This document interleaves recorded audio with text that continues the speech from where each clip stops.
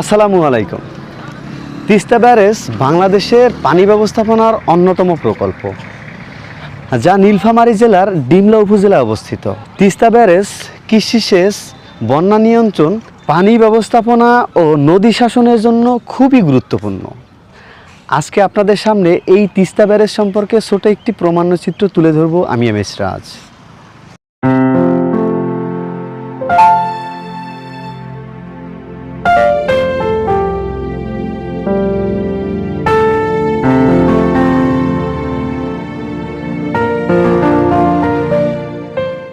ডিমলা উপজেলার নীলফামারী জেলায় তিস্তা নদীর উপরে অবস্থিত এই তিস্তা ব্যারেজ উত্তর অঞ্চলের গুরুত্বপূর্ণ একটি নদী তিস্তা নদী।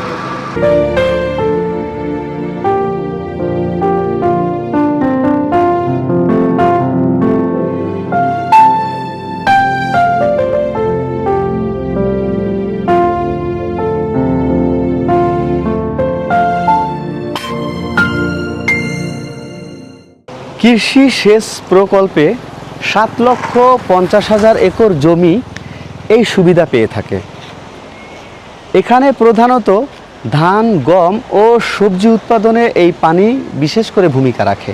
বৃষ্টির সিজনে অতিরিক্ত পানি নিয়ন্ত্রণ রাখে এই ব্যারেজ, বন্যার ঝুঁকি কমায় ও নদী ভাঙন রোধে সাহায্য করে থাকে।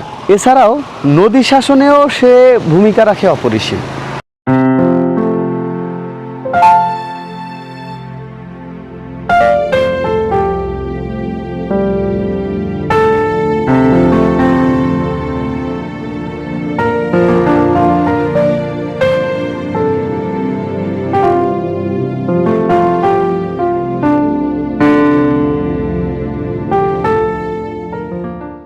শুষ্ক মৌসুমে পানির অভাব মোকাবেলায় সহায়ক, এছাড়াও বন্যা নিয়ন্ত্রণ করে থাকে এবং আশেপাশের জীববৈচিত্র্য ও কৃষিকে বাঁচিয়ে রাখে এই তিস্তা ব্যারেজ।